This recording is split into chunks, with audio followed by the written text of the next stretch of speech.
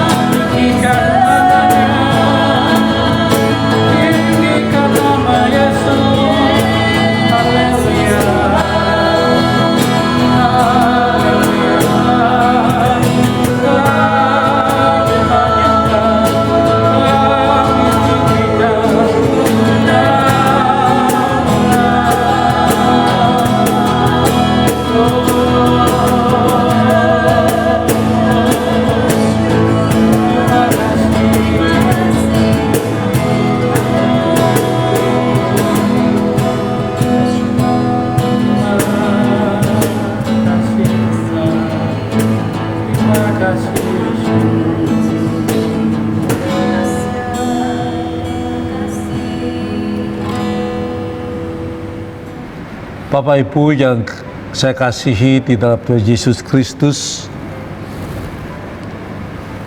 Doa 10 hari dalam rangka kepenuhan Roh Kudus yang biasa dilakukan oleh Gereja Isa Masih Jemaat Pegangsaan.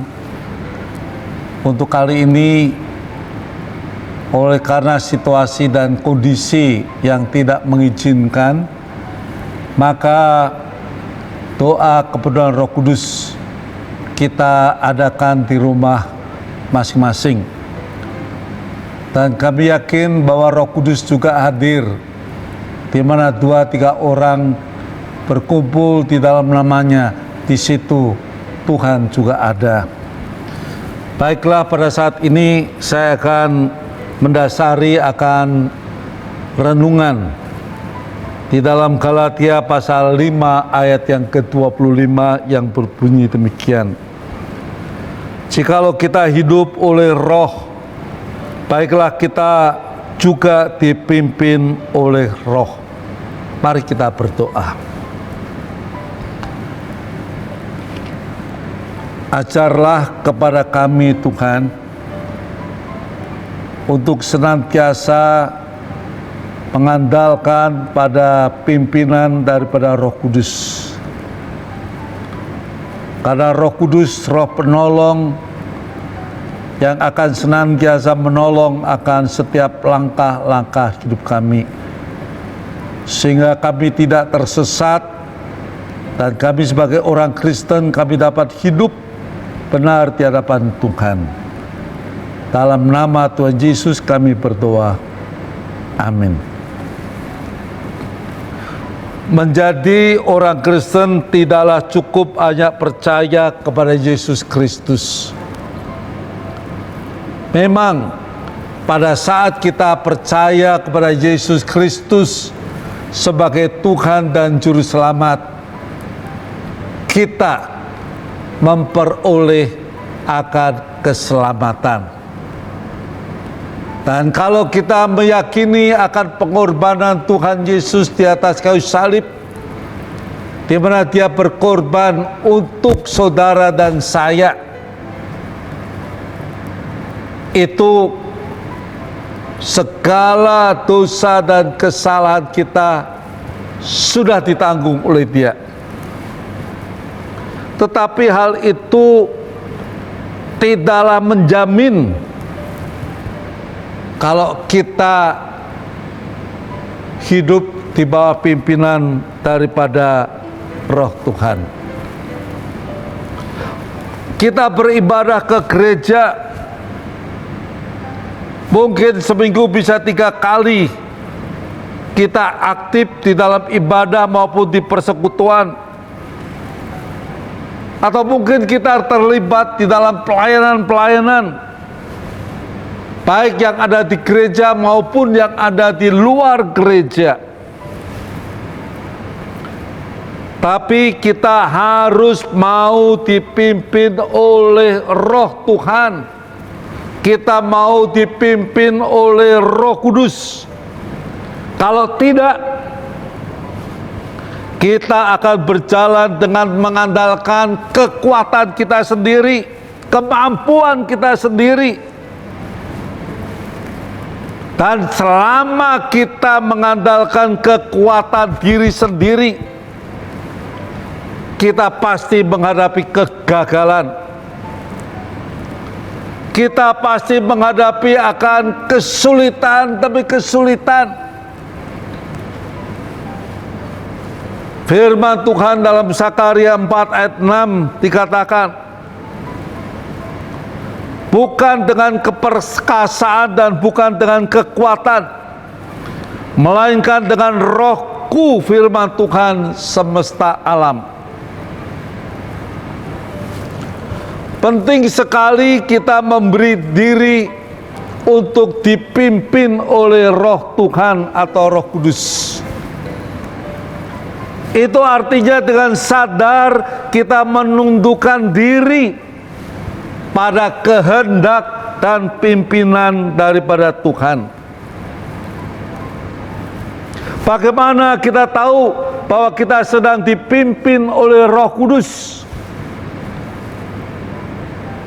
yaitu ketika kita mulai hari dengan doa, hari dengan membaca dan merenungkan firman Tuhan, hari dengan menerapkan akan firman Tuhan dalam kehidupan kita. Sebab salah satu pekerjaan Roh Kudus adalah di dalam Yohanes 14 ayat 26 mengatakan, mengajarkan segala sesuatu kepadamu dan akan mengingatkan kamu akan semua yang telah kukatakan kepadamu.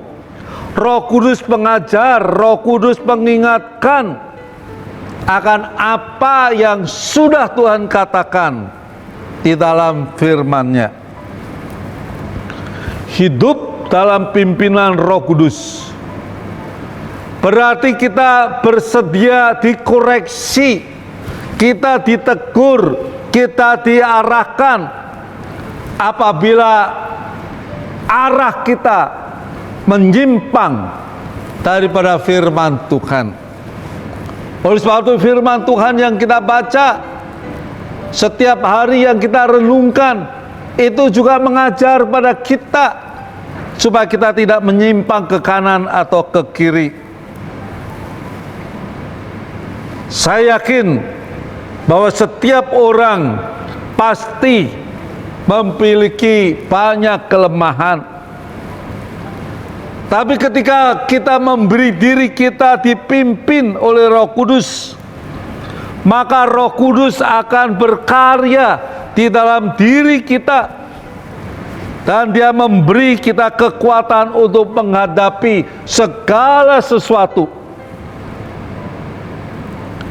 Ada saat-saat di mana kita merasa sudah kehilangan akal di dalam menghadapi masalah. Seolah-olah jalan buntu yang kita hadapi, seolah-olah tembok yang di depan cukup tinggi yang tidak dapat kita lewati.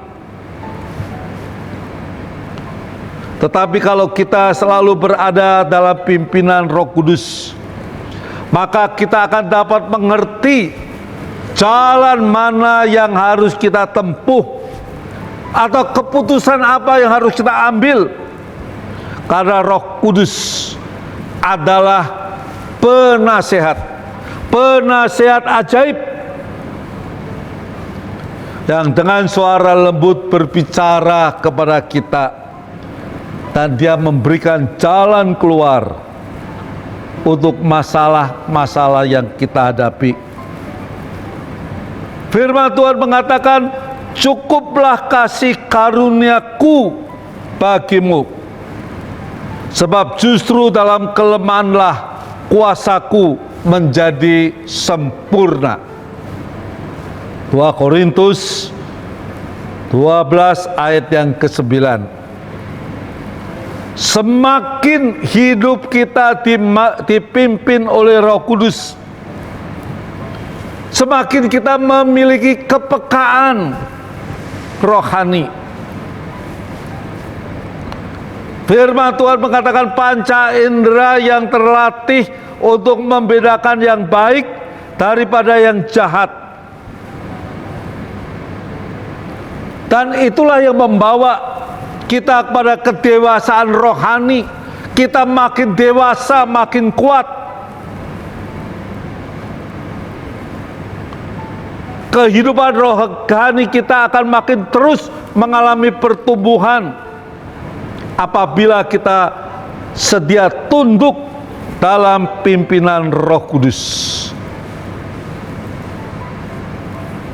Karena itu, berikanlah keleluasaan gerak daripada Roh Kudus untuk memimpin hidup kita. Bukalah hatimu, jangan mengeraskan, dan siap sedialah dibentuk oleh Roh Kudus. Jikalau kita hidup oleh Roh, baiklah hidup kita juga dipimpin oleh Roh. Mari kita berdoa.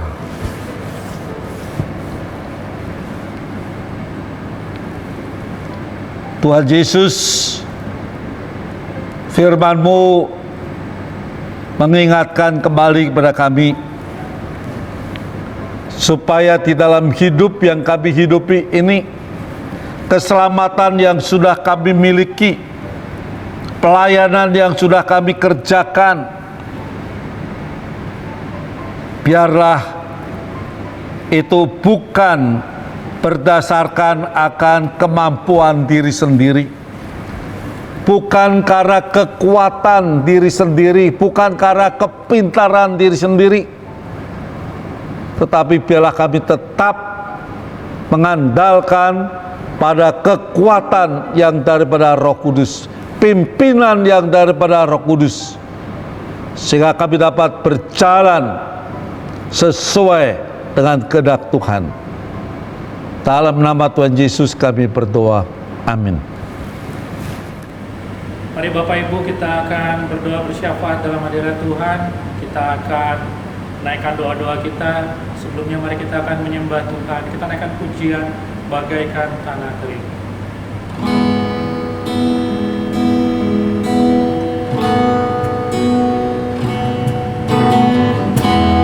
Bagaikan tanah kering yang merindukan air, demikianlah jiwaku.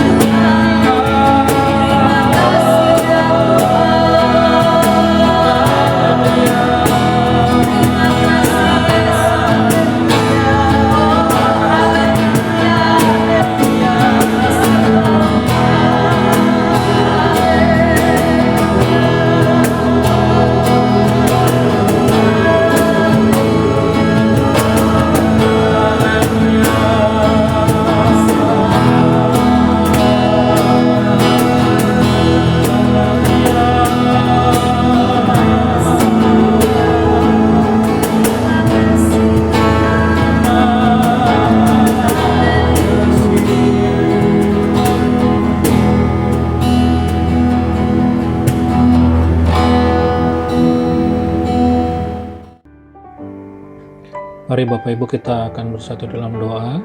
Kita akan berdoa sesuai dengan pokok doa yang bisa Bapak Ibu lihat di layar Bapak Ibu. Yang pertama kita berdoa untuk keluarga yang kita kasihi. Kita berdoa untuk orang tua kita, baik itu papa atau mama, atau kita berdoa juga untuk suami atau istri, berdoa untuk anak-anak ya, atau kita berdoa juga untuk saudara atau kakak atau adik kita, atau juga kita berdoa untuk keluarga besar kita. Kita menyerahkan semua keluarga kita agar senantiasa diberkati dan dilindungi Tuhan dalam masa pandemi COVID-19 ini. Kita menyerahkan keluarga kita ke dalam tangan pengasihan Tuhan. Yang kedua, kita berdoa untuk pekerjaan atau usaha kita. Kita bersyukur untuk pekerjaan atau usaha yang kita miliki.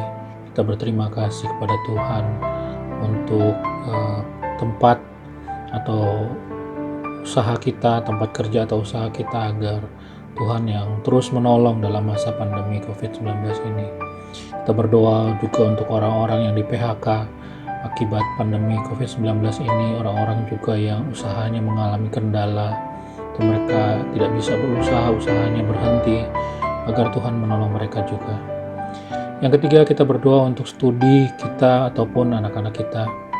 Kita berdoa untuk proses belajar mengajar, sekolah atau kuliah yang dilakukan secara online dalam masa pandemi COVID-19 ini, agar Tuhan menolong baik guru atau dosen maupun siswanya, agar proses belajar mengajar ini tetap dapat berlangsung. Yang keempat, kita berdoa untuk gereja kita. Ibadah-ibadah online yang kita lakukan di rumah selama pandemi COVID-19 ini, baik itu ibadah umum, kita doakan juga untuk siraman rohani atau pekan doa 10 hari pada masa-masa ini. Kita doakan juga ibadah KAA ya, sekolah minggu, agar ibadah-ibadah ini dilakukan secara online dan jemaat tetap dapat beribadah walaupun dari rumah. Kita berdoa agar pekan doa 10 hari ini, di mana pencurahan Roh Kudus terjadi, tidak berlalu begitu saja, melainkan kita berdoa agar jemaat semua boleh dilawat Roh Kudus dalam hidup kita masing-masing, dan kita boleh terus menyerahkan hidup kita mengandalkan Roh Kudus. Yang kelima, kita berdoa untuk bangsa negara kita. Kita terus berdoa untuk pemerintah kita, baik dari pusat hingga daerah-daerah, agar Tuhan menolong pemerintah kita. Kita berdoa untuk aparat keamanan kita, baik itu TNI, Polri, Badan Intelijen Negara, Badan Narkotik Nasional maupun Badan SAR, maupun badan atau lembaga-lembaga lainnya, agar Tuhan yang menolong dalam mengamankan negeri kita. Kita berdoa untuk masyarakat kita agar dilawat Tuhan, agar masyarakat kita boleh ditolong Tuhan melewati masa-masa pandemi COVID-19 ini. Kiranya Tuhan memberkati kita semuanya. Mari kita berdoa sesuai dengan pokok-pokok doa tersebut di atas, dan Tuhan Yesuslah yang senantiasa memberkati kita dan melindungi kita. Tuhan Yesus memberkati. Amin.